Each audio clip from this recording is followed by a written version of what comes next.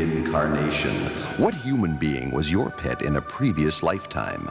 Master reincarnationist E. David Scott will tell you when you call this number. Digital-only games are becoming the norm. Game prices are going up, hardware prices are going up, subscription prices are going up. Sony is shutting down the PS3 and Vita stores. There are studio closures. Rockstar are allegedly firing union organizers ahead of Grand Theft Auto 6. GTA 6's physical edition is a download code in an empty box. Executive pay is up at Microsoft while thousands of gaming jobs have been cut. Live service game models are being actively pursued because they're more profitable. Live service games are vanishing after you've paid for them. Sony, Microsoft, and Nintendo are all becoming actively anti-consumer. There are loot boxes and microtransactions in full-priced games. AI is directly replacing voice actors and developers as an explicit strategy. The PlayStation has increased in price 3 times since its launch. The Switch and Xbox have increased too.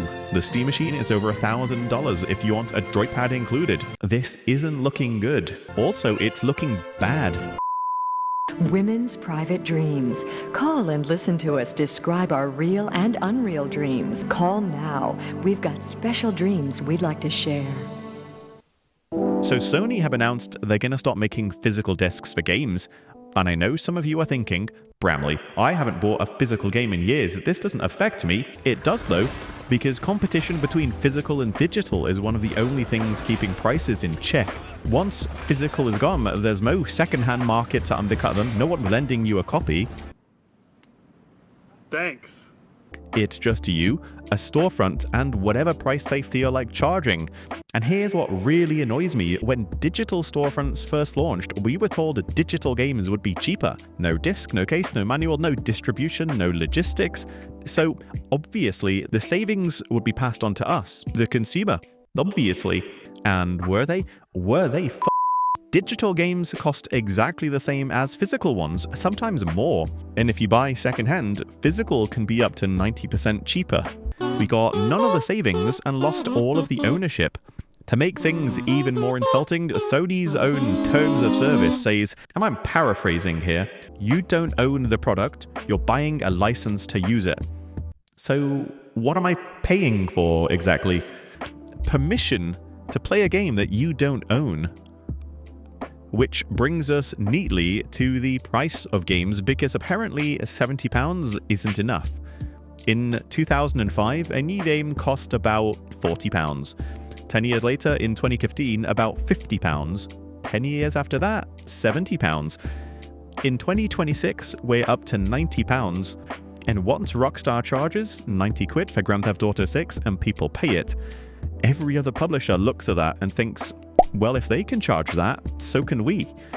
And then we'll be paying £90 for the next Skull and Bones. So you're not going to buy Grand Theft Auto 6? Well, look, the thing about that is I just really want to play it.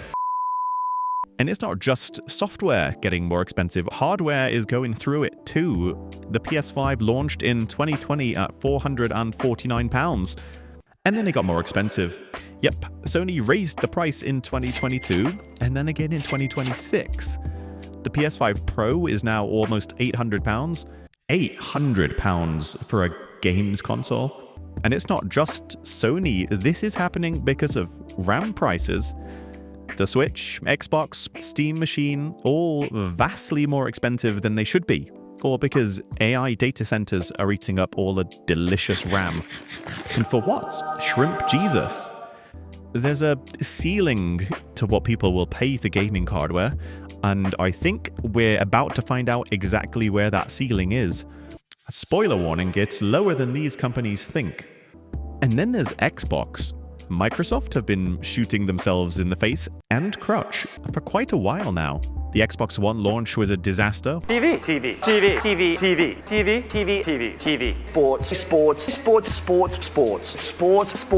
Sports. Always online DRM, Kinect bundled in, higher prices, less power.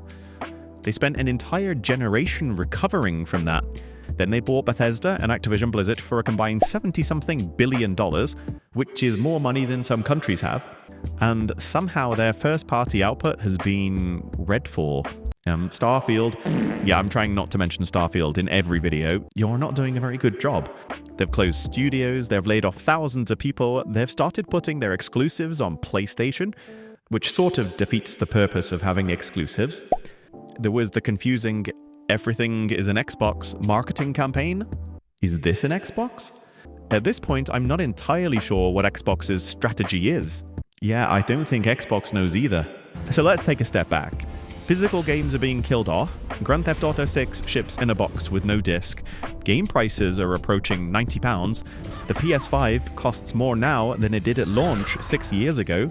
Xbox seems to be having an existential crisis. Studios are closing, developers are being laid off. The games industry isn't just changing, it's being restructured around one principle. Extract as much money as possible from the people who love it the most. Enshittification, if you want to get technical about it. The irony is that gaming has never been more popular. More people play games now than at any point in history. I don't know what the solution is, I don't know if there is one, but I do know that an industry built on creativity and passion Green is not a creative color. Probably shouldn't be run exclusively by people whose favorite game is quarterly earnings. You almost sound like you know what you're talking about. Yeah, sorry, won't happen again. Also, there's a heat wave at the moment and the sun is trying to kill me. Thanks for watching. I love you all. Bye. 1-900-9099-CRY